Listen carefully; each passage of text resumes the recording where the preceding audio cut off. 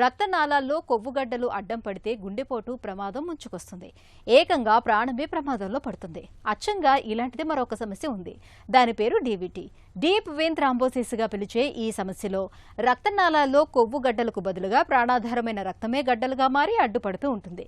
కాళ్లలోని రక్తనాళాల్లో ఎక్కువగా కనిపించే ఇలాంటి రక్తపు గడ్డలు ఒక్కోసారి ఊపిరితిత్తుల్లోకి కూడా చేరి ప్రాణాపాయ పరిస్థితుల్ని తెచ్చిపెడుతూ ఉంటాయి. ప్రాణాల్ని ప్రమాదంలోకి నెట్టే డీవీటీ జబ్బు అసలు ఎందుకు వస్తుందో, దీనికి ఎలాంటి చికిత్స అవసరమవుతుందో డాక్టర్ని అడిగి ఇప్పుడు తెలుసుకుందాం. డీవీటీ అంటే ఏంటి?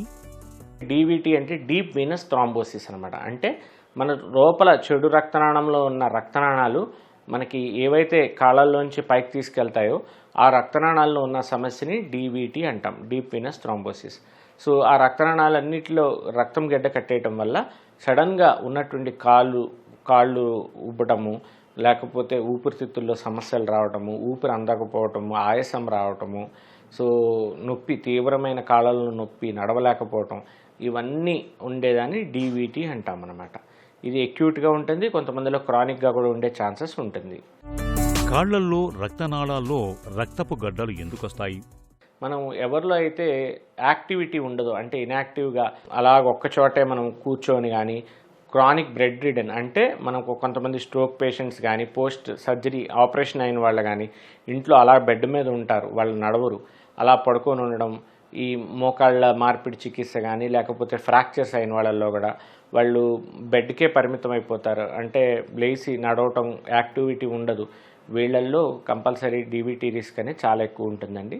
వీళ్ళతో పాటు రక్తం గడ్డ కట్టే తత్వం కొంతమంది డెవలప్ అవుతుంది. ఎవరిలో అంటే క్యాన్సర్ ఉన్న పేషెంట్స్లో కానీ, లేకపోతే కొంతమందికి అసలు క్యాన్సర్ ఉందని కూడా తెలియదు.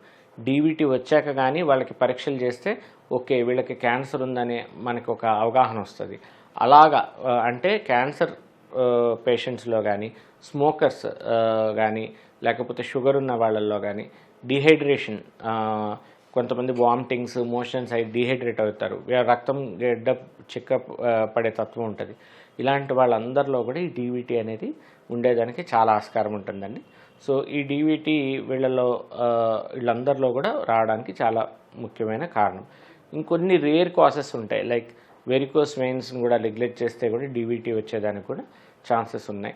కొన్ని ఒక్కొక్కసారి కంప్రెసివ్ సిమ్టమ్స్, అంటే మన పైన రక్తనాళం ఈ వెయిన్ని ప్రెస్ చేయటం వల్ల కూడా ఒక్కొక్కసారి క్లాట్ అయ్యే ప్రమాదం ఉంటుందండి.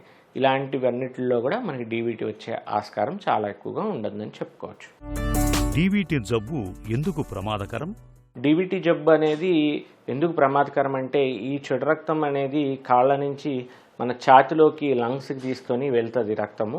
సో అందుకని ఇప్పుడు ఈ రక్తనాళం గడ్డ కట్టడం వల్ల ఓన్లీ మన కాళ్ళు వాయటమే కాదు, ఈ రక్తం అంతా కూడా కింద నుంచి మన ఛాతిలోకి వెళ్ళేటప్పుడు రక్తం గడ్డ కూడా కింద నుంచి ఛాతిలోకి తీసుకెళ్తుంది. అలాగా మనకి ఈ రక్తం గడ్డ ఎప్పుడైతే మనం లంగ్స్లోకి కానీ హార్ట్లోకి వెళ్ళినప్పుడు మనకి ప్రమాదం అవుతుందండి. ఎంత ప్రమాదం అంటే ఊపిరితిత్తులు పనిచేయటం ఆగిపోయి ఊపిరి అందక సడన్గా ప్రాణాలు పోయే ఛాన్సెస్ కూడా ఉంటాయి. అందుకని డీవీటీ అనే సమస్య చాలా ప్రాణ ప్రమాదమైన సమస్య. సో దీనికి అవగాహన మరియు త్వరగా ట్రీట్మెంట్ అనేది తీసుకోవాలి.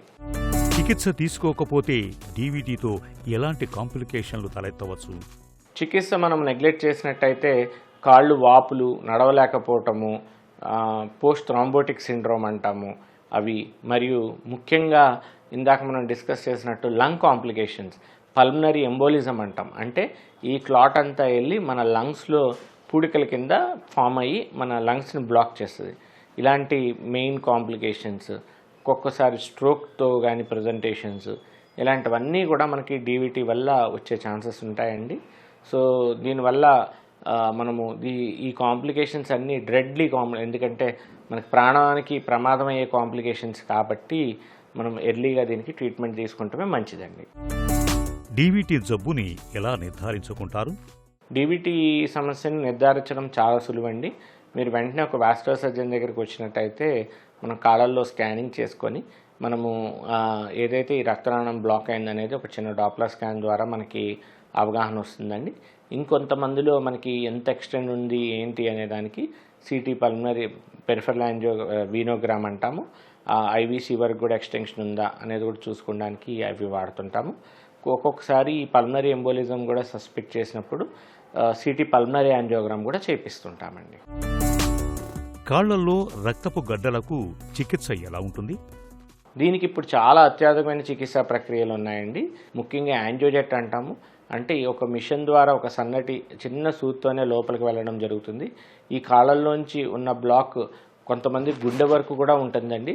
అలాంటి కేసెస్లో కూడా మనము ఈ యాంజియోజెట్ కానీ పెనుంబ్రా లైట్నింగ్ ఫాస్ట్ క్యాథరస్ అంటాము, లేకపోతే ఫార్మకో మెకానికల్ థ్రాంబోలైసిస్ అంటాం.